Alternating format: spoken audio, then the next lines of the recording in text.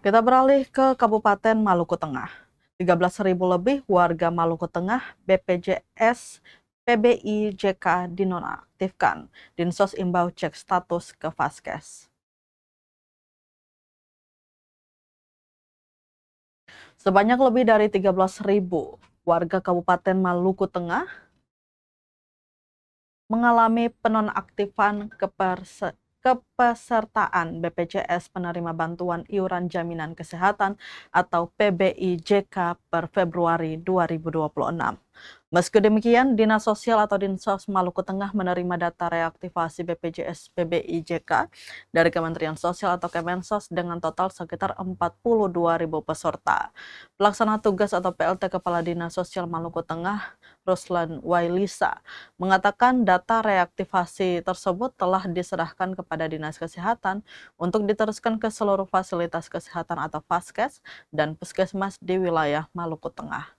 Ia mengimbau masyarakat agar proaktif mengecek status kepesertaan BPJS PBI-JK, baik melalui Puskesmas, fasilitas kesehatan, maupun aplikasi mobile JKN. Bagi warga yang mendapati status BPJS-nya nonaktif, namun masuk dalam data reaktivasi, dapat mengurus reaktivasi dengan melampirkan surat keterangan dokter ke Dinas Sosial. Ruslan mengakui penonaktifan BPJS PBI-JK terjadi akibat penyesuaian desil dalam Data Tunggal Sosial Ekonomi Nasional atau DTSEN Kemensos. Ia meminta masyarakat rutin memantau status kepesertaan mobile JKN.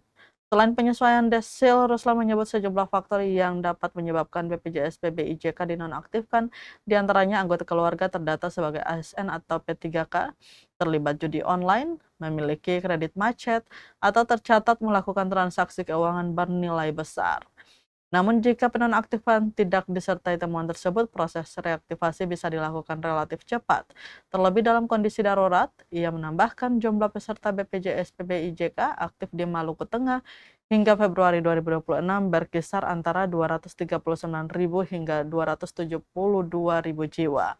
Sementara daftar tunggu kepesertaan BPI-JK berdasarkan DTSN per Februari 2026 tercatat sebanyak 22.000 lebih.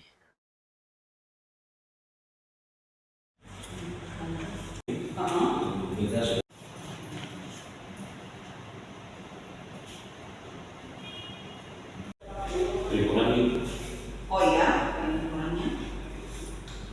Lalu apa penjelasan dari pihak bank? Mana kakaknya? Supaya tracking dia punya data ini ya. Mengambil langkah-langkah dalam menjawab persoalan ini, antara lain yang pertama itu kami menyampaikan data BNBA PBI-JK nonaktif ini yang